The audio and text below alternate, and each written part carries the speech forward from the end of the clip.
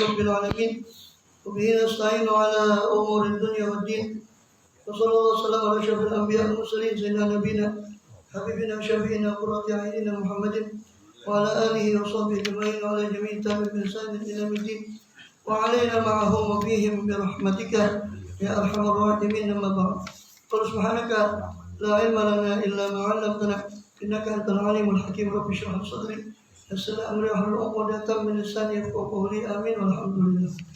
Alhamdulillah, Allah Subhanahu wa taala masih berkenan melimpahkan nikmat karunia-Nya kepada kita semua, bil khusus nikmatul iman Islam serta sehat walafiat, sehingga dengan itu kita masih diizinkan oleh Allah taala untuk melakukan segala aktivitas kegiatan kita, bil khusus yang mereka beribadah kepada Allah Subhanahu wa taala.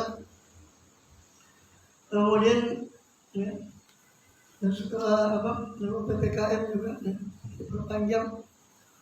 Tapi saya katakan kalau PPKM yang ini harus diperpanjang ya. Pelan-pelan kita mengaji ya. Jadi harus diperpanjang kalau yang ini, makanya terus-terusnya.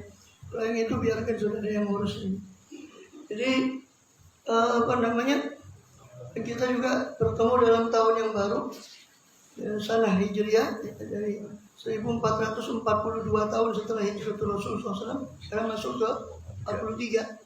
Berarti kan sudah 1442 tahun berlalu ya, dari Sohibul Hijrah alaihi Abdullah wassalam ya, dengan semangat baru yang mana tujuan salaf kita, dan perlu kita ketahui sekedar menyinggung saja, bahwa tradisi untuk kita berharap berdoa di awal tahun atau munasabah tertentu, berdoa itu tidak salah di kapan saja, tapi memang ada momen-momen tertentu di mana kita, termasuk awal tahun, yang itu memang bukan hanya awal tahun kita Hijriah ini, bukan hanya penanggalan ya, karena bulan, tahun, hari itu dalam Islam bukan hanya sekedar buat pajangan kalender, tapi kan di situ terikat ibadah-ibadah ya, dikatakan ya al-yawm laila wan naharu khilfatan liman arada ayat dzakara aw arada syukura. Dialah Allah yang menjadikan malam dan siang itu khilfatan, silih berganti, untuk apa? Lihat zakar, untuk supaya diambil peringatan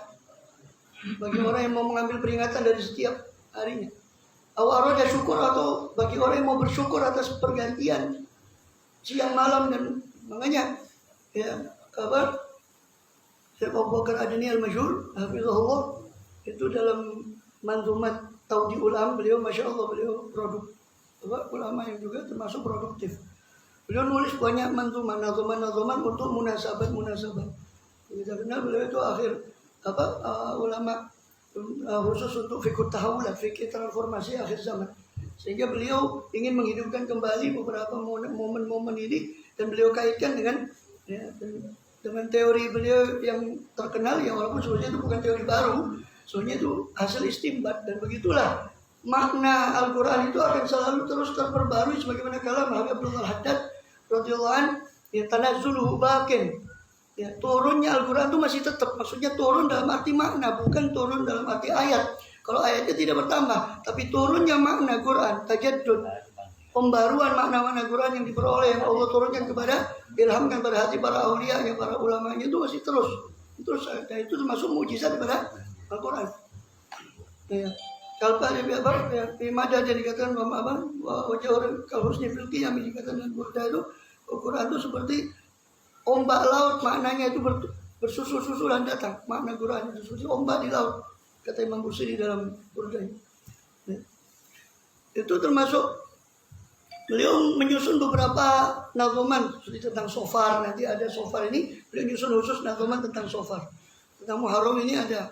Itu diantaranya beliau mengatakan di situ tentang momen Muharram ini, paling tidak ini tempat orang untuk berharap, bagi orang yang selalu mengingatkan segala hari, segala bulan, segala pergantian waktu ini, selalu mengingatkan dengan Allah SWT.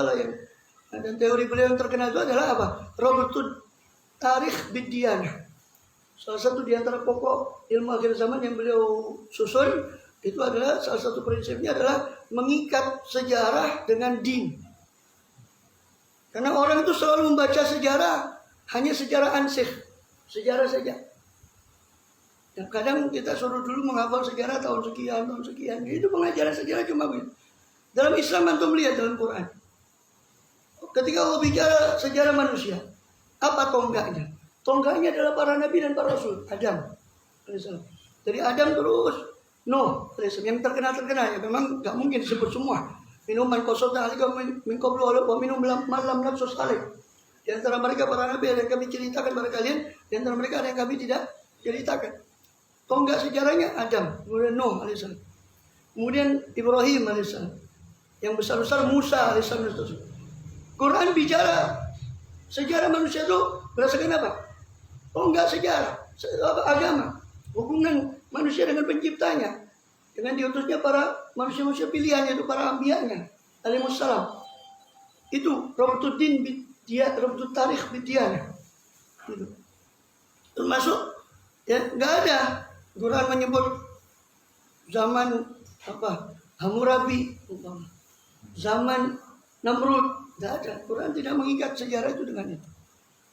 Ya.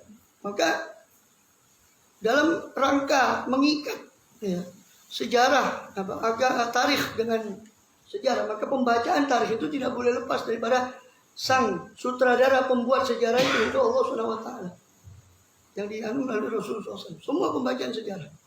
Sejarah bukan hanya sekedar cerita begitu saja yang cuma dihafal tahun sekian tidak. Hijrah Nabi SAW, bagaimana perjuangan beliau mempertahankan agama. Kita alhamdulillah menikmati. Kita tinggal mengisi saja agama ini sulit. Bagaimana beliau mempertahankan agama sampai sahabat ada yang mengorbankan daripada hartanya. Abdurrahman bin Auf sama sekali tidak membawa hartanya. Kaya raya ditinggal semua hartanya. Ambil kalau mau harta saya ambil, tapi jangan halangi saya untuk dan banyak lagi sahabat-sahabat radhiyallahu anhum menafa'an Nabi Amin itu yang memperjuangkan agama Islam ini. Ya kita hijrah ini ya tempat orang membuat harapan itu pertobatan daripada, kata beliau, agama ini mengajarkan kita untuk memperhatikan khawatim, dan Rasul saya mengatakan al-amal bi khawatimiha, amal itu bergantung pada khatimahnya. Kita oleh agama kita diajarkan selalu untuk memperhatikan khawatim, penutup hari sebelum kita tidur. Lihat Bidayatul Hidayah, anjuran kita bertobat kepada Allah, memperbaiki tobat sehingga kita tidur dalam keadaan bersih hati kita. Khawatim, penutup harian, penutup mingguan, Jumat ke Jumat, Al-Jum'ah ila Jum'ah, Ramadan. Banyak lagi hadis bahwa yang menunjukkan bahwa agama kita itu sangat untuk menuntut kita untuk memperhatikan khotimah, termasuk khotimatul am, termasuk khotimah tahun, khotimah hari, khotimah bulan, Jumat. Karena mohon maaf, pekan kita bukan Ahad, tapi pekan kita Jumat sebetulnya. Ya. Jumat, khotimah, pekan, penghabisan hari. Kita disuruh memperhatikan khotimah, penghabisan bulan, penghabisan tahun. Sampai Abu Bakar Adin Mas'ud itu dalam manzumahnya mengibarkan begini, orang yang berdagang saja ya enggak, tutup buku, tutup tahun, itu pasti dia hitung. Seperak kalau bisa jangan ada yang luput ya. Seperak itu jangan ada yang luput dari hitungan itu. Itu urusan dunia, urusan tijarah. Karena untuk mengetahui keuntungan, bagaimana urusan akhirat ya. Maka di situ orang bagaimana membuat daripada harapan untuk tahun ke belakang dan untuk tahun ke depan.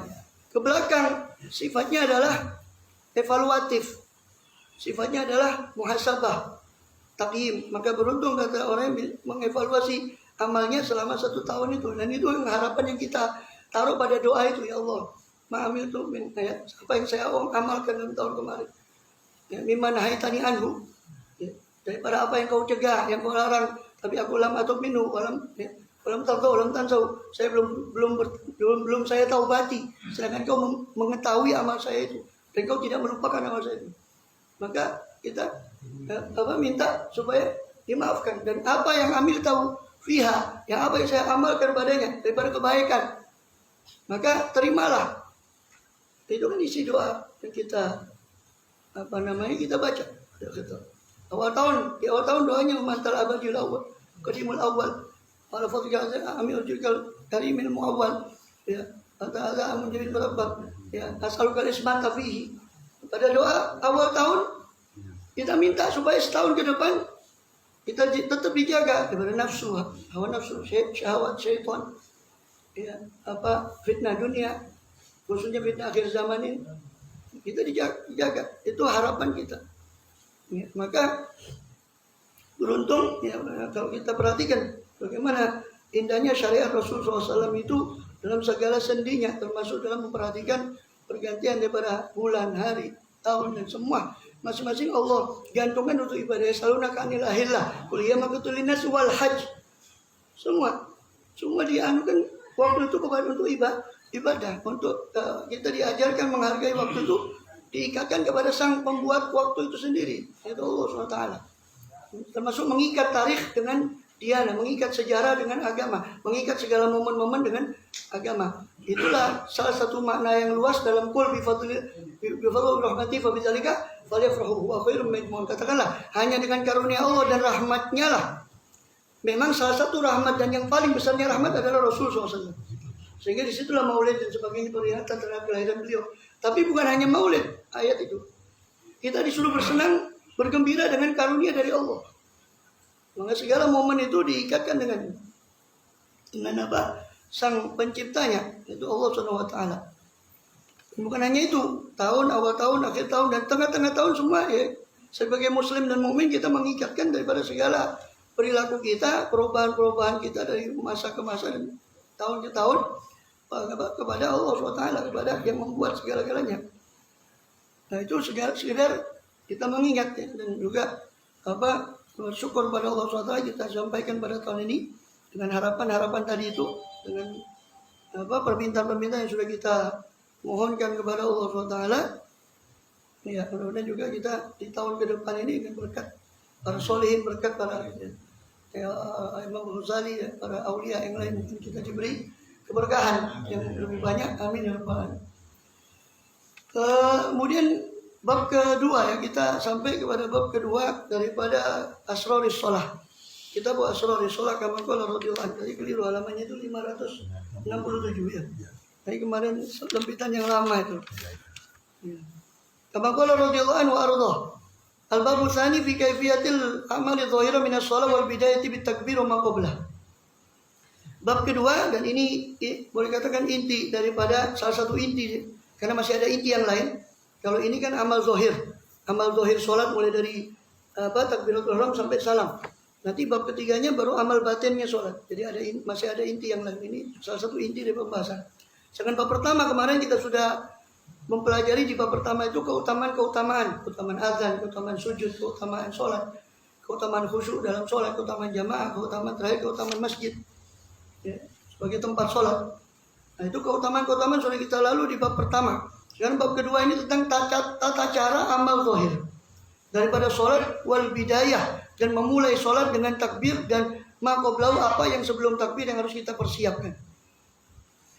Yang bagi musalli dzakara min wudu, seyogianya bagi orang yang sholat itu kalau sudah selesai daripada wudu, kata beliau, wa tahara minal khabath, dan juga bersuci daripada najis, fil badan, baik badan ya, wa thiyab, pakaian, wal makan, tempat sholat. Dan memang itu syarat ya kan.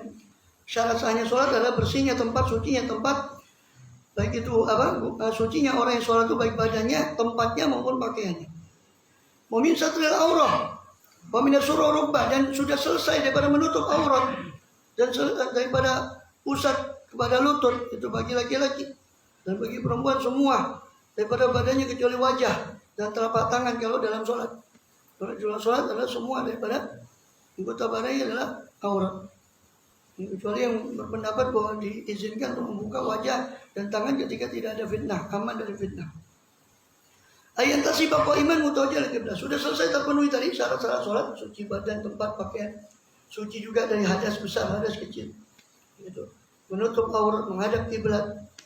Ya, maka dia ayat tasibah qaiman, maka seyogianya orang itu tegak berdiri, mutawajjihal qiblah, menghadap ke arah kiblat dengan zahirnya. Yurawih baina qadamai la yadhummahuma. Merenggangkan antara dua kaki, telapak kakinya dengan sedang-sedang ya, tanpa terlalu renggang, dan tidak merapatkan, kecuali wanita tidak merapatkan dua telapak kakinya.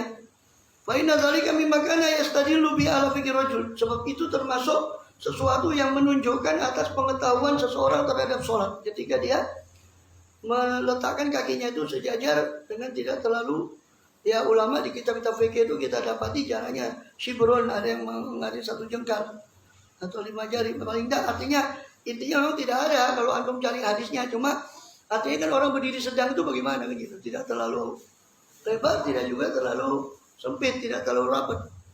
Ya. Pokoknya Rasulullah SAW ini sofan was sofat bis sholat. Rasul telah melarang daripada sofan dan sofat. Apa sofan dan sofat itu dalam sholatnya? Wasofdu waktironul qadamain ma'an. As-sofat itu menggandengkan 2 telapak kaki, merapatkan 2 telapak kaki. Terlalu rapat itu sofat, itu makruh. Wa minhu qaulu ta'ala muqarrarina fil asfat. Firman Allah dalam Al-Quran itu tentang ahlun nar waliyadzubillah, itu muqarrarina fil asfat, mereka kakinya dirapatkan di belenggu dengan rapat 2 kaki. Ya. Iya. Mereka makanya dikatakan tidak ada artinya untuk apa? Untuk terlalu lebar, dan kalaupun alasannya soft, bukan begitu. Ya, karena kalau memang soft itu longgar, ya, maka itu dia yang betul itu harusnya merapatkan dari samping, sehingga yang kosong itu yang di ujung, bukan dia sendiri memaksakan diri untuk menutup celah itu. Nah kalau lebih lebar lagi masa mau dia pegankan? Tidak mungkin. Ya masalah menempel atau tidak itu memang akhirnya dalam perbedaan menafsirkan hadis tapi menurut para syarihul Bukhari di Bukhari, dan itu pun laporan dari Anas bin Malik yang meriwayatkan hadis bahwa kami taruh itu dana sampai saya melihat salah seorang dari kami. Maksudnya Anas bin Malik melaporkan bahwa sampai saking kepinginnya para sahabat itu memenuhi perintah Rasul SAW untuk mendapatkan sof, sampai kata Anas, saya melihat seorang dari kami. Berarti seorang ini fi'lu sahabat, perbuatan sahabat. Seorang dari kami merapatkan julusiku qadam bi qadami. Ya. Telapak kakinya ditempelkan. Ya. Dan itu Imam Qustulani pensyarah Bukhari, kita cuma menukil yang mensyarahkan Sahih Bukhari, dan itu riwayatnya memang ada di Bukhari. Disyarahkan oleh Imam Qustulani pensyarah Bukhari bahwa itu maknanya bukan diambil dari lafadznya, tetapi mubalaghah. Mereka itu karena betul-betul kesungguhan mereka dalam memenuhi perintah Rasul, sampai diibaratkan seolah-olah mereka berusaha untuk menempelkan daripada untuk meluruskan. Tapi itu kan dalam konteks wajar. Artinya itu bicara oke lah kita mengalah, kita ambil makna zahirnya. Tapi itu kan dalam konteks wajar, artinya berdiri secara wajar. Soalnya kalau orang berdiri masa mau dia lebarkan kakinya mengejar, ya tidak mungkin. Yang betul itu adalah bergeser, dan itu tidak membatalkan sholat selama tidak 3 kali berturut-turut dalam mazhab Syafi'i. Bahkan dalam mazhab Malik, kalau itu untuk kemaslahatan sholat, itu masih diperbolehkan hatta lebih dari 3 kali. Mazhab Malik. Kalau itu masih ada kemaslahatan untuk sholat. Iya, untuk yang lainnya. Makanya kan itu artinya kan tidak konsisten gitu. Artinya bukan ya nggak usah lah, biar tanah malu nolok kemarin. Iya, ya memang. Dan itu sulit untuk kalau memang yuzik apa namanya al-ka'ab ya. Ya, ini ka'bain telapak kaki atau mata kaki dengan pundak itu sulit. Ya, sulit. Alhasil untuk sof itu ya, dan semua bukan hanya sof, semua dalam sholat, ya. Itu posisi tangan ketika sujud, posisi kaki ketika berdiri, posisi kaki bahkan ketika ruku, bahkan posisi 2 kaki ketika sujud. Itu dibiarkan secara alamiah karena tidak ada perintah khusus untuk itu. Selama tidak ada perintah khusus, maka ya dalam kaidah fikih selama itu maka itu mubah. Perbuatan itu al-fi'il itu yufidul ibahah. Perbuatan itu hukumnya adalah mubah selama tidak ada perintah yang khusus menyatakan bahwa perbuatan itu haram ataukah wajib. Maka dibiarkan. Makanya memang tidak ada secara terperinci posisi sekian jengkal atau tidak ada. Itu kan ulama cuma membuat perkiraan bahwa berdiri itu paling tidak yaitu shibrul 1 jengkal itu sudah paling tidak itu jarak antara, maksudnya kaki kita dengan kaki yang lain tidak terlalu, hanya dibiarkan secara alamiah Jadi biasanya kita berdiri itu bagaimana ya sudah seperti itu. Selama tidak ada perintah khusus.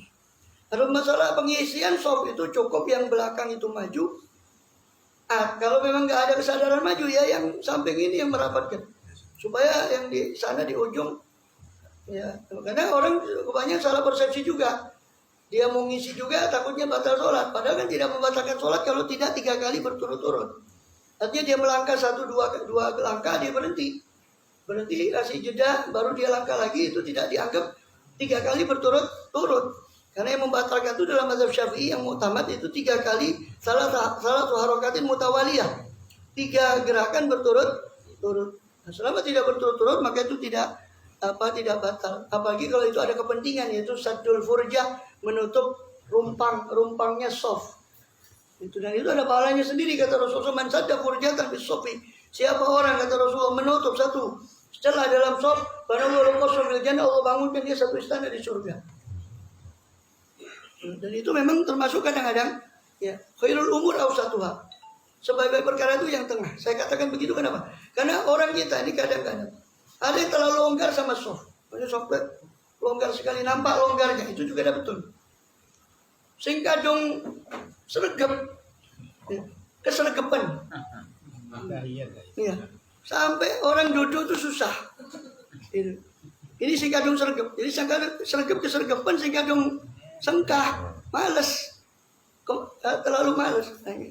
Khairul umur satu sebab itu. Kalau dia lihat celah soft itu dia maju. Kalau tidak mau maju ya dirapatkan. Ya, biar yang kata Rasul, biar yang lubang itu di pinggir. Itu yang harusnya. Bukan dengan dia memaksakan diri untuk menutup. Itu hadisnya dari mana? Itu juga bid'ah. Kita bisa katakan bid'ah karena tidak ada hadisnya dari Rasulullah SAW untuk mengangkat. Ya mohon maaf. Ya karena memang saya jujur kalau ada hadisnya saya belajar lagi gitu. Tidak ada hadisnya seperti itu. Wallahu a'lam. Sofat ya, masalah jadi merapatkan daripada 2 kaki itu makruh terlalu rapat seperti muqarrana bil asfar. Sifat ahli neraka itu dalam belenggu mereka kaki itu dirapatkan dengan karena belenggu itu tadi. Wasofan juga sofan itu rofu dari jalan, mengangkat salah satu dari 2 kaki, diangkat satu garter atau karena alasan apa diangkat satu telepon itu makruh dalam sholat. Tidak membatalkan sholat tapi makruh. Kemudian as-sofinatul jiyad itu diantara kata sofan itu adalah sofinatul jiyad. Ya, sofin itu kuda yang geraknya cepat sehingga mengangkat kakinya. Sofinatul jiyad. Ya, kuda yang cepat lagi bagus, ramping jiyad. Hadza ma yurai fi rijlain, ini yang patut dijaga oleh orang yang sholat dalam masalah 2 kakinya ketika dia sholat. Berdiri sewajarnya. Sewajarnya menghadap kiblat, dan dada menghadap kiblat, wajah menghadap kiblat. Ya. Yang penting ini dalam masalah ini adalah sodar, yang paling dominan adalah dada. Nanti kalau seorang menoleh itu cuma makruh saja, tidak sampai membatalkan sholat selama dadanya tetap menghadap kiblat. Tapi itu juga makruh. Kenapa? Karena kata Rasulullah itu sarikotu syaitan, mencurinya setan dari sholatnya hamba, itu tolak-tolak tadi. Itu pencurian setan terhadap sholatnya orang. Kenapa? Untuk apa? Tidak perlu dia kasih tanda untuk apa? Sebetulnya tidak perlu. Kalau dia yang dimaksud mengasih tanda itu untuk sholat, bahwa dia sholat sunnah, sebenarnya tidak perlu. Muktamad dalam mazhab Syafi'i, orang mau bermakmum, mau dia imamnya sholat sunnah tetap sah, tidak ada masalah, tidak perlu dia kasih tanda. Sebetulnya, ya walaupun sekali lagi kalau dikatakan apa batal, ya memang tidak membatalkan sholat, ya tidak membatalkan sholat, karena baru 1 gerakan kan gitu. Kecuali kalau 3 gerakan yang berturut-turut, itu pun ketika anggota badan yang besar seperti tangan, kaki, kepala. Nah, kalau anggota badan kecil, umpama mata, ketipoping 100 ya, ketip 100 kali, tidak batal sholat. Ya Pak, jari ya bukan tangan ya, jarinya diletakkan di sini, dia garuk, umpama dia gatel, ditaruh di sini, dia garuk gini. Selama ini jarinya saja yang bergerak atau berapa kali tidak batal. Gitu. Artinya tidak perlu sebetulnya dia memberikan gerakan apa, umpama jamak takdim atau jamak takhir. Masalah jamak takdim atau qasar atau jamak takhir, selama orangnya tidak tahu, tidak ada masalah sebetulnya. Si makmum tidak tahu, yang dikatakan membatalkan itu ketika dia sengaja Allah ya tamma bi apa? ibaratnya itu tidak boleh bermakmum kepada orang yang mutim. Salah satu syarat qasar salat tidak boleh bermakmum kepada orang yang mutim. Allah yatam bimukimin atau bimutimmin. Ya, itu kan disyarahkan dikasih batu saja atau di kitab tafsir yang bisa dirujuk ya, itu disyarahkan bahwa itu ketika dia tahu dan sengaja bahwa ini orang sholat mutim, sholat 4 rakaat, kok dia makmum padahal dia sholat qasar, tidak boleh. Kalau sebaliknya boleh, orang imamnya sholat qasar, makmumnya sholat mutim, sholat sempurna, tidak apa-apa. Nah, kalau kebalikannya itu yang nggak boleh, itu pun kalau tahu. Soalnya nggak perlu dia memberi isyarat dan memang tidak ada dalilnya. Yaitu kan inisiatif orang itu sendiri, takutnya dia bermakmum kepada dirinya, si orang yang baru datang ini, karena khawatir nggak sah sholat, jadi kasih isyarat sholat karena dia supaya tahu dia ini sholat sunnah. Nah, sebetulnya nggak perlu. Ya walaupun kalau ditanya apa ya batal Ustaz, ya nggak batal selama itu bukan 3 gerakan berturut-turut. Ya, wallahu a'lam. Hadza wa yura'i fi rukbatayhi wa maq'adi nitaqil intisab wa amma rasul fa in sya'a taraka ala istiwa'il qiyam wa yura'i fi rukbatayhi wa maq'adi nitaqi, ya, dan dia menjaga dalam 2 lututnya dan tempat duduk, ya, tempat duduknya, ya, pinggangnya dan pinggulnya itu dalam keadaan intisab, tegak, tidak dia bungkukkan atau tidak membungkuk, kecuali kalau memang orangnya seperti itu bawakan. Karena dia sakit bungkuk, ya, dia berdiri semampu dia. Tapi yang masih normal ya intisab, tegak. Wa marasuhu, kalau adapun kepalanya fa insya atarokal sawal qiyam, kepalanya kalau dia mau dia biarkan dengan lurusnya berdiri. Wa insya atroko, kalau dia ini lurus berdiri menghadap kiblat, kalau dia mau atroko, dia tundukkan. Wal itraku aqrabu lil khusyu' wa ghadul basar, dan menundukkan kepala ketika sholat menghadap ke tempat sujud itu lebih akrab, lebih dekat kepada kekhusyuan, dan lebih ghadul basar, lebih memejamkan, menjaga pandangan supaya tidak kemana-mana. Makanya tempat ibadahnya orang dulu tuh kadang-kadang ngepas sama dia punya ya, supaya pandangan itu tidak kemana-mana. Ya. Waliyakun basaru masuran ala musallahu. Ya, dan kita hanya ketika menatap ke tanah itu, ke bawah itu, kita seolah-olah mengingat bahwa minha khalaqnakum, dari tanah itulah kita diciptakan dan kita akan kembali kepada tanah itu. Waliyakun basaru mahsuran ala musallahu, hendaknya pandangannya itu mahsur, terbatas pada tempat sholatnya, alladzi yusalli ala, yang dia sholat padanya itu. Fa ilam yakul lahu musalla, kalau dia tidak punya musalla dalam makna seperti sajadah atau sebangsanya, fal yagrub min jidar, hendaknya dia mendekat ke tembok supaya pandangannya terbatas oleh tembok. Auliyahut khattan, atau menggaris satu garis. Ini kalau dulu kan di padang pasir, langsung di tanah dia garis. Itu kalau itu dari mana? Ini kesunahan untuk sutroh. Sebetulnya sutroh itu 2/3 zira dalam riwayat Abu Dawud dan sebagainya. Termasuk Rasulullah dalam riwayat Bukhari, Rasulullah SAW pernah menjadikan muakharatul rahli, ya, bagian belakang daripada rohal, daripada kendaraannya itu, ya, kadang-kadang unta atau apa itu dijadikan sebagai sutroh. Maka dari situ para fuqaha mengambil kesunahan bahwa sutroh itu paling tidak 2/3 zira, 2/3 hasta. Sutroh itu pembatas di depannya orang yang sholat, supaya orang yang di hadapannya terserah dia mau liwar-liwir di hadapan sutroh, dan orang tahu kalau dia sedang sholat, sehingga orang tidak lewat di depannya. Itu sutroh. Dan sutroh ini sunnah. Kalau tidak bisa mengandungkan sutroh, makanya itu tadi kata Imam Ghazali, kalau nggak bisa menancapkan sutroh atau nggak punya sejadah, kalau ada sejadah, ya sejadah itu sutrohnya, batasnya itu sejadah itu. Atau kalau tidak, ya mendekat ke tembok. Atau minimal menggaris satu garis kalau di luar. Ini kalau memungkinkan kalau di luar, ya. Kemudian fa inna dzalika yuqassil masafat rasul. Hikmahnya apa? Hikmahnya selain menghalangi orang supaya orang tahu dia sedang sholat, hikmah lainnya adalah yuqassil masafat rasul, memendekkan jarak pandang. Wa yamna tafarruqal fikr, dan mencegah bercabangnya pikiran kita supaya kita konsentrasi. Itu hikmahnya daripada sutroh. Wal yahjur ala basarihi ayyujawiza atrafal musalla. Ya, dan hendaknya dia membatasi pada pandangannya supaya tidak melampaui atrafal musalla, ujung daripada tempat sholat atau sajadah itu tadi. Wa hududal khoti, dan tidak melampaui daripada batas khot atau garis yang sudah dia buat. Tidak melampaui patokan yang sudah dia buat tadi. Wal yadum hadzal qiyam kadzalik. Hendaknya langgeng terus-menerus berdiri seperti sifat itu, berdirinya seperti itu. Ila ruku, sampai gerakan ruku. Min ghairil tifatin, tanpa menoleh, tanpa toleh-toleh. Hadza adabul qiyam, ini adabnya berdiri.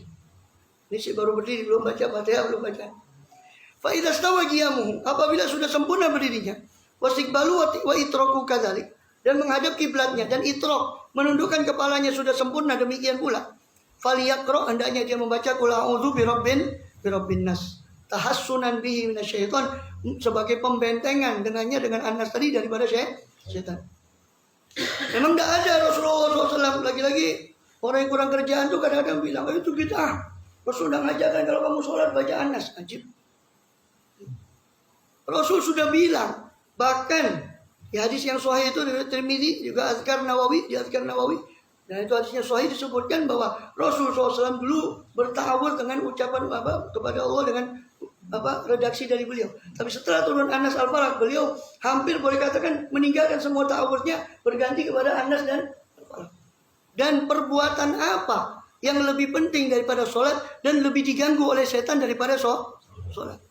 Maka apa tidak wajar orang baca Anas di situ, walaupun Rasul kalau dengan cari hadisnya, ya, kalau hendak sholat manaroda yusolli umpama, ya, maka faliyaqra, ya tidak ada lafadznya seperti itu.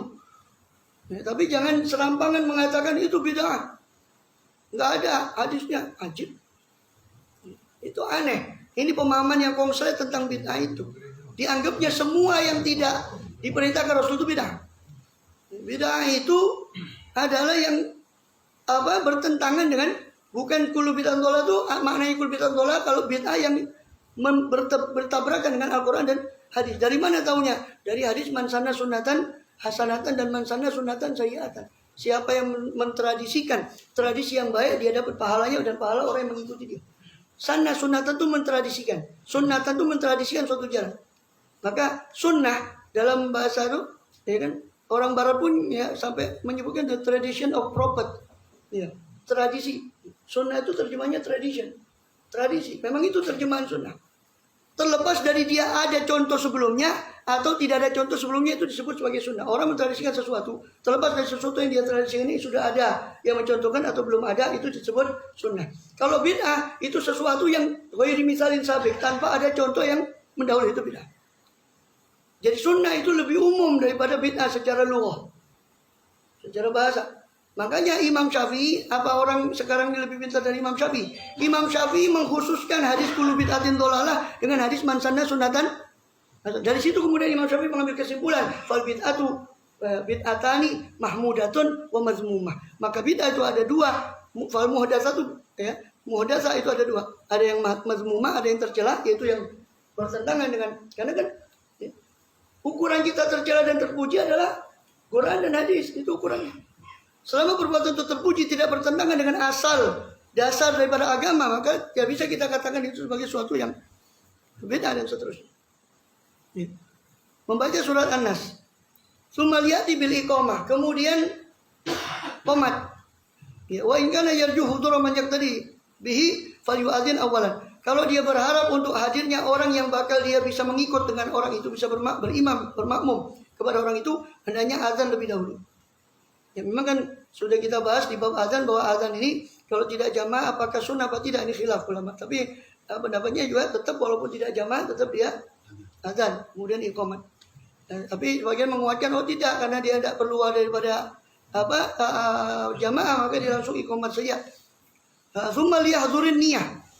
Kemudian hendaknya dia hadirkan niat. Itu apa? An yanwiya fi dzuhri masalan. Umpama dalam sholat zuhur dia ucapkan di hatinya, uaddi fardhu zuhri, saya menunaikan fardu zuhur, saya akan menunaikan fardu zuhur. Liyumayyiza biqauli uaddi anil qada. Dengan ucapan usolli atau uaddi, di sini beliau menggunakan lafaz uaddi atau usolli yang biasa kita pakai. Itu saya sholat, ya, itu untuk membedakan dari qada. Ini sholat tunai dan qadaan. Ya. Walaupun kodoan itu juga tidak dianjurkan atau tidak disyaratkan untuk mengucapkan kodoan. Harta dia tidak mengucapkan kodoan kalau umpama dia habis duhur, sholat duhur lagi, niatnya kodo. Atau tidak ucapkan kodoan, jatuhnya ya kodo. Ya. Bil faridoh. Ucapan fardu itu untuk memisahkan dari sholat sunnah. Az-zuhri, ucapan zuhur itu untuk membedakan sholat zuhur dari sholat yang lainnya. Jadi 3. Kalau sholat fardu yang diniatkan, ditancapkan dalam hati, itu 3. Saya sholat fardu zuhur. Itu contoh. Saya sholat fardu zuhur. 3. Ya. Wal takun ma'ani hadil alfaz hadir fi qalbi. Hendaknya makna lafaz ini hadir di hatinya. Hadir di hatinya fa innahu huwa niat. Itulah yang dimaksud niat, itu kehadiran. Hadirnya hati ketika takbir itu namanya niat, kesengajaan di hati. Wal alfadhu mudzakiratun. Sedangkan lafaz ini cuma pengingat saja. Lafaz ini cuma pengingat saja. Wa asbab. Lafaz ini cuma salah satu sebab membantu hadirnya hati, pelafalan itu. Yajtahid ayastadim dzalika akhir takbir atau la yazub, berusaha dia untuk yastadim, mengusahakan langgeng itu ucapan sampai akhir takbir, tidak luput dari akhir takbir. Ya. Maka nanti ada satu keterangan dari sini tapi di akhir bab sholat nanti di masalah yang sering terjadi pada sholat, tapi saya dahulukan di sini saja untuk menjelaskan masalah niat ini. Nanti kita dapat di Imam Ghazali mempermisalkan begini masalah niat ini. Seperti ini untuk mempermudah kita memahami niat. Ketika ada satu orang ulama umpama atau orang yang dihormati, kita ingin bangun untuk menghormati dia. Maka ketika orang itu masuk, ulama itu tadi masuk, pasti kita langsung tergerak untuk berdiri dengan motivasi yang sudah gak mungkin gak ada motivasi tiba-tiba kita berdiri. Itu teori motif dalam ilmu psikologi, jadi tidak mungkin. Atau secara ilmiah pun itu dibantah, tidak mungkin. Saya jalan, saya tidak ada motif kok, cuma iseng. Iseng itu motif. Iseng itu motif. Itu teori motif dalam ilmu psikologi, dan itu tidak dibantah secara ilmiah. Kemudian artinya ketika orang itu, ulama itu masuk, kita kan otomatis berdiri. Tidak mungkin saya mau berdiri untuk memuliakan ulama fulan. Ya tidak. Pengucapan hati itu lebih cepat dari lesan. Apa keretak hati seketika itu juga. Itu yang dimaksud. Niat itu yang dimaksud tuh ya. Keretak hati itu yang menggerakkan kita. Itu yang dimaksud niat. Menghadirkan niat. Bukan mewiridkan niat itu di dalam hatinya. Bukan. Bukan mewiridkan niat itu di dalam hatinya. Nah, pelafalan. Ya memang pelafalan sebelum sholat. Dan itu bukan hanya kalau bisa jangan lesan saja. Itu ketika kita melakukan usolli, hati juga kita ikut usolli. Sehingga ketika kita takbir sudah tinggal menghadirkan niat tadi itu. Sudah tinggal menghadirkan niat. Allahu Akbar. Jadi nggak usah terlalu panjang Allah. Sampai panjang umpama. Karena kan memang harus menghadirkan niat antara lafaz Allah dengan lafaz Akbar. Dengan rohnya Akbar itu. Maka dari situ kemudian karena sulitnya menghadirkan niat dan banyak orang awam salah paham, sehingga ada pendapat sebagian ulama fuqaha masih memberikan satu keringanan kalaupun istihdzar niatnya itu luput dari Akbar. Pokoknya antara Allah dengan Akbar itu dia sudah mulai untuk menghadirkan niat. Seandainya pun tidak bareng pun itu masih dimaku untuk orang. Sulit sekali kalau kita mematok untuk itu. Dan orang awam akan sulitan. Antara Allah, rohnya Akbar langsung selesai penghadiran niat itu umpama. Ya. Maka yang penting antara Allah dengan Akbar, alifnya Allah dengan rohnya Akbar itu dia sudah menghadirkan niat sholat itu tadi. Itu sudah cukup. Ya, menurut sebagian pendapat. Fa idza hadra fi qalbihi dzalik. Kalau sudah hadir dalam hatinya niat sholat itu, falyarfa yadayhi ila hadwi mankibai. Maka hendaknya dia angkat kedua tangannya sampai sejajar daripada pundaknya. Pada irsalihima bi'aitu yu'adhi bikaffaihi mankibai. Setelah irsal, setelah melepaskan kedua tangannya itu, ya bi'aitu yu'adhi kaffaihi mankibai. Sekiranya sejajar dua telapak tangannya dengan dua pundaknya. Ya, telapak tangannya sejajar dengan pundaknya. Sedangkan ibham, ya, ibham jempolnya itu syahmatai uduneh, dengan daun telinganya. Ya, jadi jempolnya itu dengan daun telinganya. Sedangkan ini dengan pundaknya. Ini Imam Syafi'i mengumpulkan antara beberapa riwayat termasuk dalam Sunan Abu Dawud, dan memang di Bukhari Itu riwayatnya kan cuma pundak saja. Jadi ada orang yang takbir, Allah, ngambil riwayat Bukhari. Ya silakan kalau dia merasa mujtahid. Kalau kita kan masih taklid. Kita masih taklid. Kita masih baca Bukhari. Baca itu sekedar kita mengetahui hadis Rasul. Adapun masalah hukum itu istimbatnya nggak semudah itu untuk masalah hukum ya. Kalau hadis-hadis mau'izah bisa kita pahami langsung. Tapi hadis-hadis mengenai hukum ini perlu pembahasan yang detail dari segi lughah, dari segi hadis yang lain. Karena satu hadis kadang menjelaskan hadis yang lain. Nah itu kita sudah terima kasih kepada ulama. Yang mana ulama itu sudah merangkum itu semua sebetulnya. Ya, tapi seolah-olah kalau udah ngerti tanya dalilnya. Kalau ada orang tanya dalilnya, saya katakan hal anta min ahli dalil. Kau ini termasuk ahli dalil apa tidak? Kalau saya tunjukkan dalilnya, apa bisa kau pahami dari dalil itu sehingga menghasilkan hukum ini? Mau belajar usul fikih saja belepotan. Ya, mau mengerti dalil usul fikihnya saja dah. Kemudian wabirusi asobirusi uduneh itu dengan pangkal ujung daripada jari jemarinya itu bersejajar dengan urusi uduneh, pangkal daripada telinganya, ujung daripada telinga. Ya. Ininya dengan syamati uduneh dengan daun telinga, sedangkan ujungnya dengan ujung telinga. Jadi nggak boleh lebih daripada itu. Ada orang yang terlalu semangat, terlalu semangat. Terus model-model nanti takbir macam-macam ini, ya Allah. Ini tidak tahu apa ngajinya ngantuk, apa ya apa tidak ngerti. Apa efek PPKM ini tidak tahu. Jadi ngajinya libur jadi. Wabirusi liyakuna jami'an bainal ikhbaril waridah. Kenapa? Ini kata Imam Ghazali. Supaya jami'an, supaya mengumpulkan antara khobar yang datang, hadis-hadis yang datang tentang fihi, tentang masalah takbir ini. Ya. Karena hadis masalah takbir itu bukan yang di Bukhari saja yang dikatakan Rasulullah di mankibai atau sodre dekat dadanya. Tapi ada hadis yang lain di Sunan Abu Dawud yang beliau mengatakan mengangkat sampai uzuneh. Maka Imam Ghazali, Imam Syafi'i mengumpulkan antara dua hadis itu. Dan hadis itu tidak bertentangan kata Imam Syafi'i. Yang sejajar dengan mankib itu, pundak itu adalah telapak tangannya ini. Sedangkan yang sejajar dengan telinganya itu adalah jari jemarinya. Ini kata Imam Syafi'i lebih afdal daripada meninggalkan satu hadis, hanya mengamalkan satu hadis. Nah, baru sekarang keminter. Ya, belajarnya cuma Bukhari itu pun sambil ngantuk-ngantuk ya. Dengar apa mengangkat tangan katanya habis dadanya sudahnya tapi nggak apa-apa, nggak masalah, itu juga sah. Yang kita sedihkan dia menyalahkan orang lain, menganggap dirinya paling benar. Ini penyakit. Mohon maaf, saya tidak mempermasalahkan. Mau takbirnya begini, mau takbirnya begini, terserah, jangan menyalahkan orang lain. Memang al-akmal hatta indah Syafi'i. Bukan berarti kemudian ini tidak sah. Para ulama Syafi'i kan mengomentari al-akmal, yang paling sempurna itu begitu. Menurut mazhab Syafi'i yang paling sempurna itu masalah begini ya sudah dapat asal sunnahnya, tapi menurut pendapat mazhab Syafi'i dari berbagai hadis itu belum sempurna. Itu bukan berarti tidak sah. Itu permasalahannya. Jadi nggak usah masalah sholat saja ribut. Ya. Nanti masalah itu bikin masjid sendiri. Ini nggak cocok sama hanya masalah takbir saja. Ya. Liyakuna wa yakuna mukbilan bikafai wa ibamai ilal qiblah. Dan hendaknya dia mukbilan menghadap dengan dua telapak tangannya dan ibham, dua jari telunjuk jempolnya ke arah kiblat. Jadi bukan gini.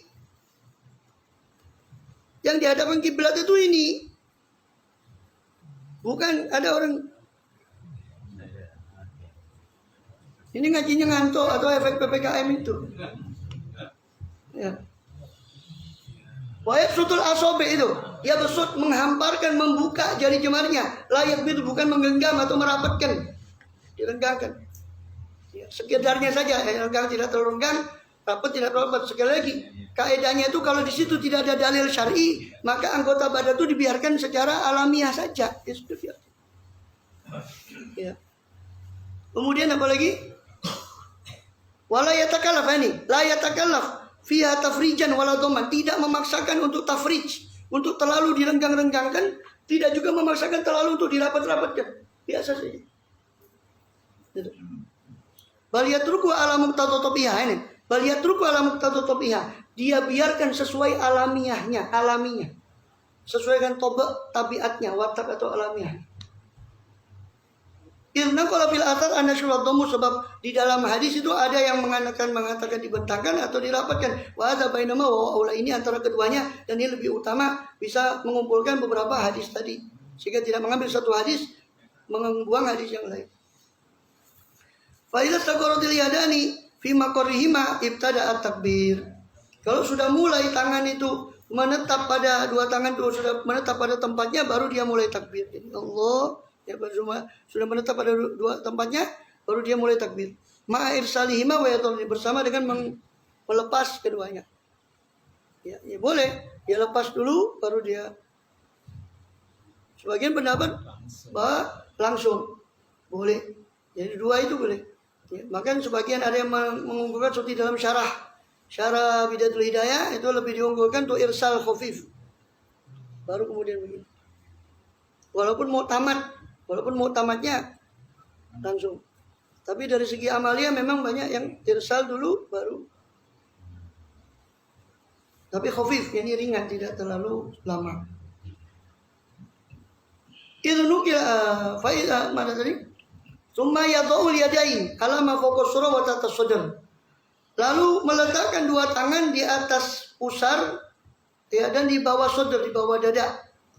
Ya. Yadul yumna ala al-yusra ikraman lil yumna, dan meletakkan yang tangan kanan di atas tangan kiri karena memuliakan tangan yang kanan, biar takuna mahmulah, yang mana tangan kanan itu menjadi mahmul, dibawa seolah-olah oleh tangan kiri di atasnya. Wa yansurul musabbihah, dan membentangkan musabbihah telunjuknya, wal wusta, dan jari tengah, minal yumna ala tulis sa'id, di sepanjang sa'id, sepanjang lengan bawah. Sampai lengan bawah itu sampai siku. Ya. Kemudian apa? Wa yakbitul ibham wal khinsar wal binsar, dan memegang ya, menggenggam ibham ya, jempol, dan khinsar dan binsar, jari manis dan kelingking. Ya, bukan orang kademen. Orang kaduan.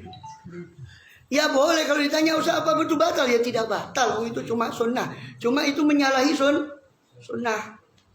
Menyalahi sunnah. Dia sudah dapat poinnya, yaitu meletakkan kanan di atas kiri, tapi tidak dapat poin yang ini. Kan gitu. Tidak dapat poin yang menggenggam pergelangan ku. Kalau menurut ibarat kebanyakan kitab fikih itu di ku-nya, di pergelangannya, al-ku. Kemudian ini pun menjadi masalah. Ya, ini makanya saya anggap kelompok tersebut itu orang kurang kerjaan. Orang sholat sudah benar-benar, ini yang paling benar. Ini sholat Nabi. Anjir.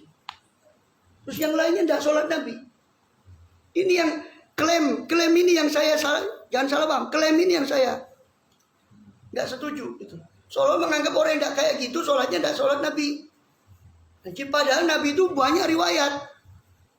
Kalau dijelentrekan saja iftitah itu ada 15 riwayat. Kalau mau jelentrekan, ayo kalau mau hadis-hadisan, ayo kita tunjukkan hadisnya. Sekian riwayat. Ya. Mau pakai yang mana? Apa berani mengklaim satu ini yang hadis, yang sholat Nabi, yang lain bukan sholat Nabi? Itu aneh. Ya. Jadi tentang masalah dada ini hadisnya sudah dijelaskan di Bulughul Maram. Itu. Masalahnya memang kita sudah dibekali ilmu hadis fikih. Tujuan belajar Bulughul Maram itu bukan kita menjadi mujtahid, paling tidak kita ngerti apa dalilnya. Tapi kadang hadis ini kurang diperhatikan, memang kadang lebih banyak ke fikih, hadisnya kurang diperhatikan sehingga kadang lemah dalam hadis itu. Begini, dada ya. Di situ riwayatnya tuh dikatakan Rasulullah meletakkan alas sodr, dan di situ disyarah oleh para, jangan mensyarah sendiri, karena ulama sudah menjelaskan hadis itu maksudnya alas sodr itu. Sodr itu bukan pada atas sodr, ada alas sodr, ada sodr itu di sini. Sodr yang dimaksud itu adalah ya yang ke arah surah. Makanya dikatakan ibaratnya Imam Syafi'i fauqa surah, ya kan? Fauqa surah wa tahta sodr.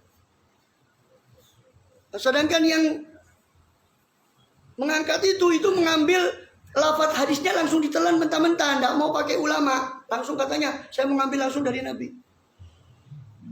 Najib. Mau ngambil hadisnya saja dari Bukhari, nggak ada mereka yang satu hafal hadis pun dengan sanadnya sampai ke Nabi, tidak ada. Kamu ikut Nabi dari mana? Iya, saya melihat di hadis Sahih Bukhari. Berarti kamu bermazhab kepada Imam Bukhari dalam memahami, mengambil kriteria hadis. Katanya tidak mau bermazhab. Yang ngambil sendiri hadis langsung dari Nabi, nggak usah pakai lewat Bukhari, nggak tahu lewat Mukidi atau lewat siapa, tidak tahu.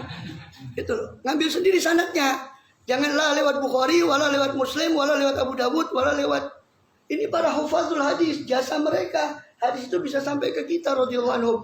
Itu. Nah itu termasuk min alamatis sa'ah.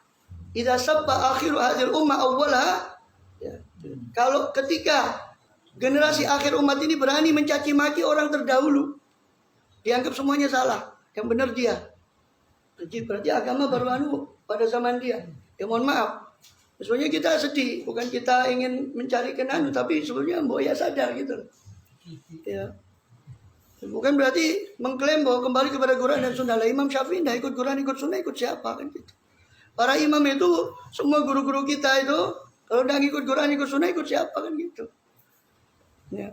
Mungkin punya visi dinya. Oh iya, di style gitu ya. Visi di sama Nabi langsung. Masih ditambah. Iya. Masih ditambah.